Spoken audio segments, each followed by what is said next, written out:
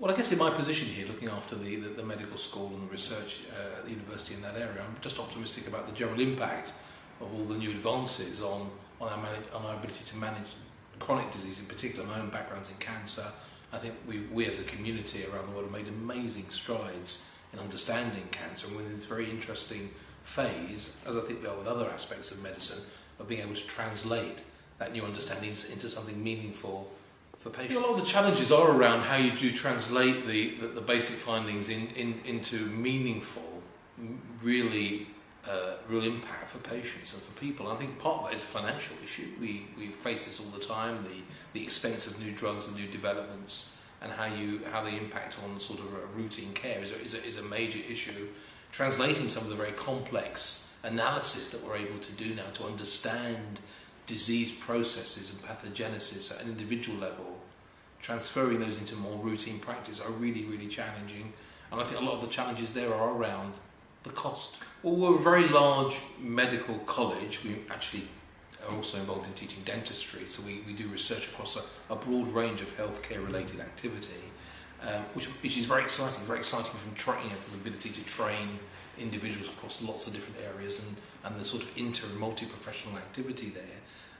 I think again the most exciting thing that's happening in the college is the interface that we have with our local NHS trust partners, where we are able to move literally from the bench into the bedside and to start to see real benefit for patients. Perfect example of that for us in Birmingham is the way that we've been able to build a program around defence medicine.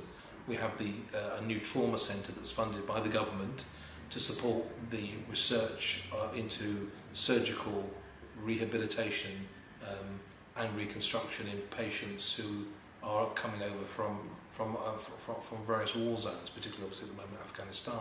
And we're able to do a lot of work around defence medicine, around being able to look both at very basic research around infection in troops coming back from those war areas, but also at the other end how we rehabilitate and how we prepare individuals with quite significant debilities after injury to function in the world after such awful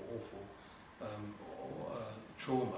So we're very excited about that area, and it's something that's unique to us here in Birmingham. I really enjoyed that opportunity actually to talk about cancer stem cells. There's a lot of talk in the media, obviously at the moment, a lot of hype around stem cells and how you can use stem cells to regenerate tissues. And what people don't perhaps realise is that there's also an interesting story around stem cells in cancer, that there is an emergent activity in this area now around understanding the origins of cancer and the fact that there are stem cells that contribute to cancer development, and if you can attack and wipe out those stem cells, you'll probably be able to treat cancer in a much more effective way. I suppose it's patient stratification. What I mean by that is the ability to personalise medicine by understanding the disease, any disease in more detail, being able to read in an individual the particular type of disease that they've got and using that to tailor therapy. And a good example is cancer. If you take a cancer biopsy now from a patient, you can measure the activity of all 30,000 genes in that particular biopsy,